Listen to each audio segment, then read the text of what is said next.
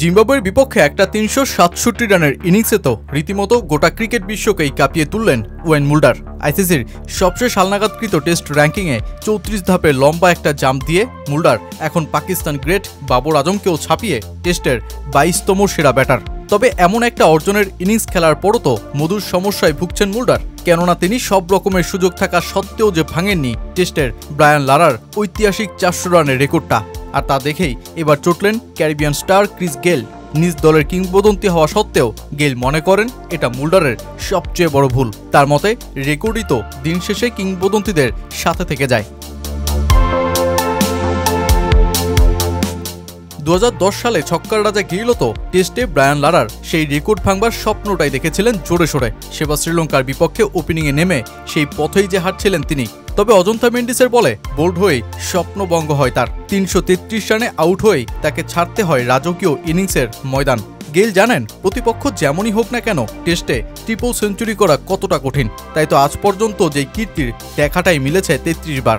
আর এমন একটা ইনিংস রচনার পর সবার যখন ৪০০ ছোঁয়ার লক্ষ্য থাকে, তখন মুল্ডারের ইনিংস ছেড়ে দেওয়ার ঘোষণাকে নিছকই বোকামি আর ঘাবড়ে যাওয়ার উপমাতেই যে ফেললেন ক্রিস গেল।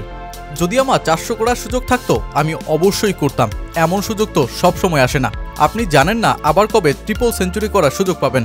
যখনই এমন সুযোগ আসে তখন সেটা সর্বোচ্চভাবে কাজে লাগানো উচিত। কিন্তু ও এতটাই উদার ছিল যে সে বলল সে চায় এই রেকর্ডটা ব্রায়ান লারার কাছেই থাকুক। হতে পারে সে ভয় পেয়ে গিয়েছিল, বুঝতে পারেনি কি করবে। যেমনটা বললাম, ও ঘাবড়ে গিয়েছিল আর একটা ভুল করে ফেলেছিল।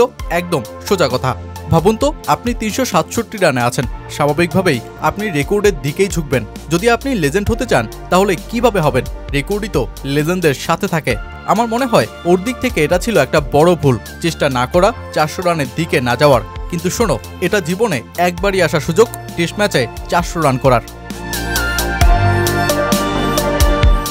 টেস্টে এ পর্যন্ত ৪ ব্যাটসম্যান ২ বার ট্রিপল সেঞ্চুরির ইনিংস খেলতে পেরেছেন, Don Bradman, Brian Lara, Virender Sehwag আর ক্রিস গেইল। তবে এদের ৩ জন ২ বারেও ৪০০ রান ছুঁতে পারেননি, যেটা একমাত্র ব্রায়ান লারাই ছুঁতে পেরেছিলেন। তাই তো ওয়েন মুল্ডারের জন্য যেটা ছিল আধুনিক টেস্ট ক্রিকেটের নতুন রেকর্ডের দ্বার উন্মোচন করার পথ, এটা প্রমাণ করা যে টেস্টে এখনও ৪০০ ছোঁয়া সম্ভব। কিন্তু মুল্ডার তা করলেন না, এমনকি সামনে এমন সুযোগ আসলেও তিনি করবেন না বলেই সাফ জানিয়ে দিয়েছেন।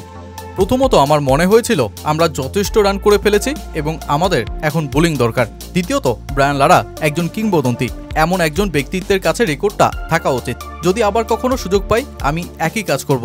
আমি কোচ শাকরি কর্নারের সঙ্গে কথা বলেছিলাম এবং উনিও একমত ছিল। ব্রায়ান লারা একজন কিংবদন্তি এবং তিনি এই রেকর্ড পাওয়ার যোগ্য। সত্যিই তো রান আর রেকর্ডই তো Don Bradman, Brian Lara, Sachin টেন্ডুলকারদের মতন তারকাদের কিংবদন্তি বানিয়েছে। তবে ওনারা ছিলেন ক্রিকেট জগতের সবচেয়ে পরীক্ষিত ও উত্তীর্ণ মহাতারকা। আর তাই তো মাত্র ২৭ বছর বয়সে ২১ টেস্টের মধ্য দিয়েই এত বড় কৃতিত্বের বোঝা মাথায় চাপাতে চাননি ওয়েন মুল্ডার। আর যেটাই ক্রিকেটে কিংবদন্তিদের প্রতি শ্রদ্ধা আর নিবেদনের আরেকটা অনন্য দৃষ্টান্ত হয়েই যে টিকে থাকবে ক্রিকেটে। ভবিষ্যতে মুল্ডারের এই ত্যাগই জীবন্ত হয়ে উঠবে, পরিণত হবে মহত্বের গল্পে।